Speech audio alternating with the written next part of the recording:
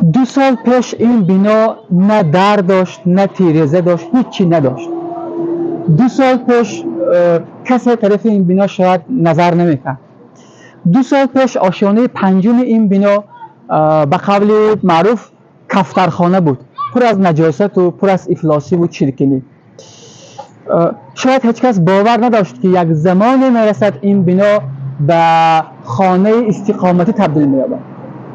اکثر شما می‌دانید که یکی از صاحبکاران وطن دوستی کنیبادان، نوروز یوسفوف، این بنای نظرناگیری که مثل پرتوگاه بود تبدیل داد به یک بنای زیبای زمانوی دارای خانه‌های استقامتی. خب چرا به این کار دست زد این صاحبکار؟ چی می‌خواست؟ هدفش چی بود؟ آیا مقصدش فقط پولکار کردن بود یا دیگر مقصدها هم داشت؟ در جریان تعمیر این بنا با چه مشکلی ها روبرو شد و این مشکلی ها را چگونه پس سر کرد و همین حالا چه نقشه ها دارد؟ خب درباره این و دیگر موضوع ها میخوام یک مسابقه کوتاه انجام دهم. اگر میل دارید ما را تماشا کنید.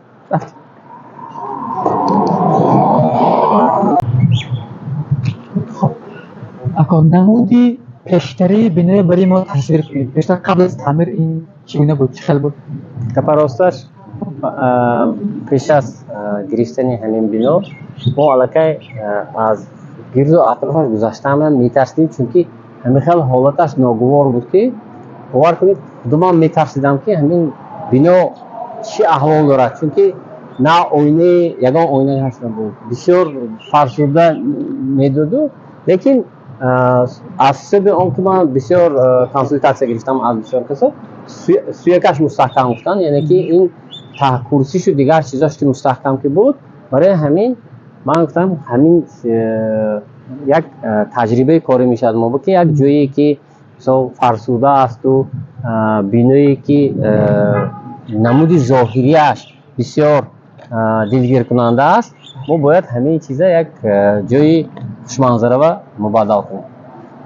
خب از این پیشتر شما تجربه دانش داشته در ساحه ساختمان یا که اولین بار بودیم؟ ما سال 2007-2008 سر کرده وای کارخانه ما ساختیم، کارخانه‌ای که در بری بند اسقاط هست، لیکن این خیلی 5 آشیانه 10 آشیانه نبود. وای ما 1-2 آشیانه و تجربه کاری داشتم، چون که بسیار مصلحت ها میگرفتم از امین جانکو. از کی؟ از امین جانکوی نچرنیک آکس بودن بودم پرارا بسیار داموی همین کنیم بودم، همون کس میسازم. ما بسیار همون که مصلحت کردم اونجا ساختگی بودیم. برای همین بعدی که وای کسا آوردم و گفتم که همین میشد و یا گفتم که میشد گرفته کار کردم. من مصلحتی آدمو که اینجا گرفته، مصلحتی همین متخصصا که دشوارترین مرحله تعمیر کدام بود که مثلا مشکلی ایجاد کرد؟ مشکلی از همه وزن‌ترینش همون بالاپوش. ما قریب 2 ماه 3 ماه تا 4 ماه فقط اوستا پختیم برای تونیکه پوش کردن. برای تونیکه پوش کردن همون کارکاس میگوید که همون چیزی که ساختن بسیار عذاب کشیدیم. کنی بود ما نیافتیم.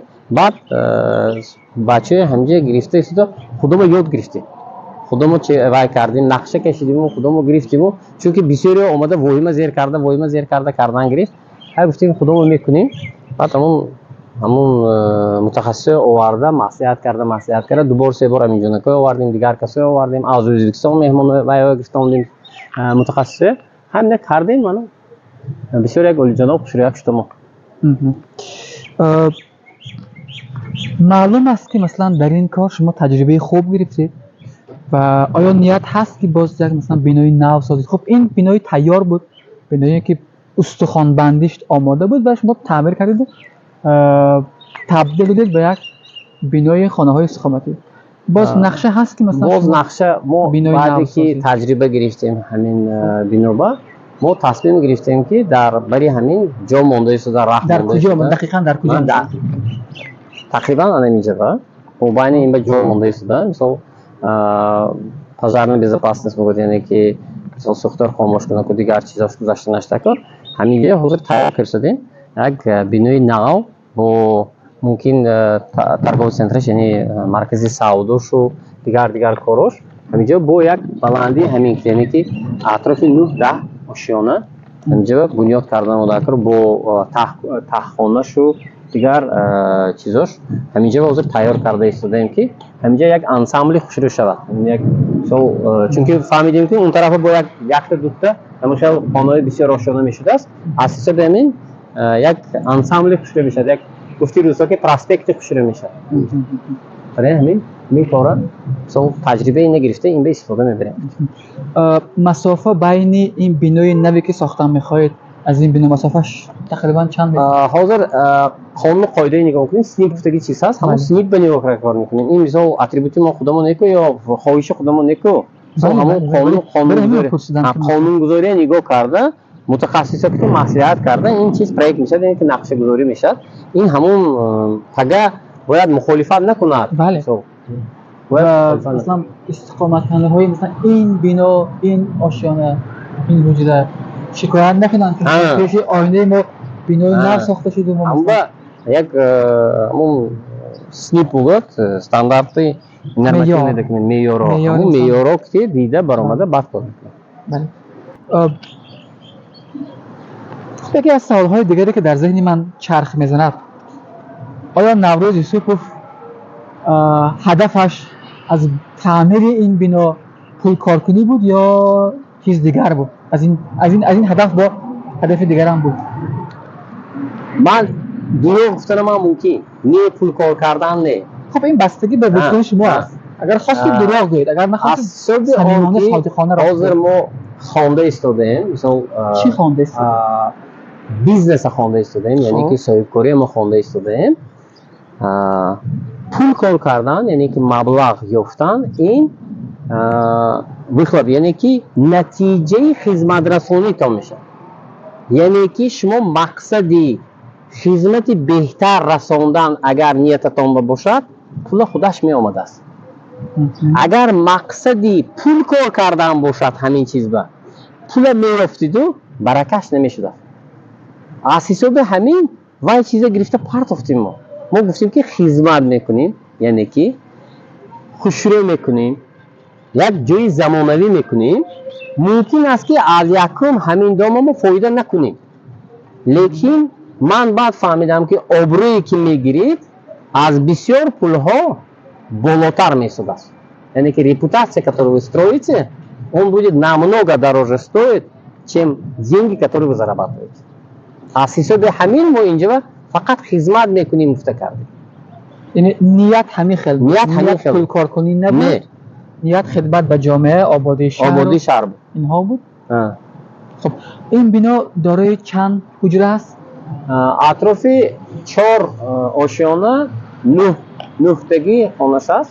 36 تا با استودیوهای مایده‌اش است. یعنی که مایده است. ممکن واهن آفیس میکنیم یعنی که برای آدمایی که کارگاه یک تا مایده چه خیلی جا زاید که کرد همون چیزا ما محکم کردیم که یعنی که یگان کس удалённо یعنی کار میکند چون که اینجا ما حاضر آنتن مونیم آنتن یعنی آنتن چی است؟ آنتن اینترنت سانت گفتگی یک فرم هست همون هم خانه ها و اینترنت میتیاد همین حالا هست اینجا حاضر اینترنت هست یعنی که ما آفیس خودمون گرفتگی همین آینده همین هر یک استقامت کننده همینجا یعنی هر یک حجره و یکتگی مثلا ما دیگر کارخانه ها با مثلا 3 سال 2 سال پایده میشتم که کی با اینترنت میگذارن اینجا بالاخره ما همون نصب کردگی یعنی تیار است از سبب همین ممکن удалённо اومده اینترنتی بلند سرعت که کار میکند همون با ممکن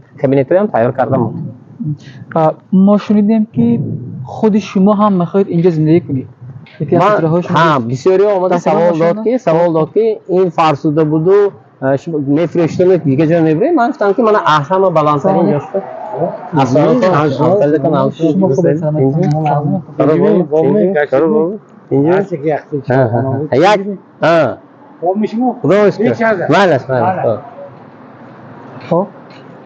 ادامه صحبت من گفتم که شما هم اینجا زندگی میکنید از همه بلندترین جاش از یعنی- همه پنج آشیانه پنجم خب. آشیانه پنجم از همه جای کلانش گرفتم خب. که مثلا منم همینجا زندگی میکنم یعنی که همینجا به میگردم از صبح همین صبح همین نترسم منم همینجا با چون که بسیاری گفتن که این کور نشدگی فرسوده شدگی شما میفرستین گریخته میریتم بله. گفتم نه ما آینده زواد داریم سو انبارها داریم اینجا ما خارجی بیکارو با من نام کارخانه ما بولید مثلا نیروی کم نیروی کند نمیکنم که یعنی که ما برای ریپوتاسیا برای برند خود ما حرکت کردیم پیش کردیم که نفع مردم ما باشد و یک کاره نشود این دوام داده شود.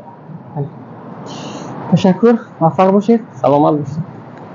بدرود تا صحبت های بعد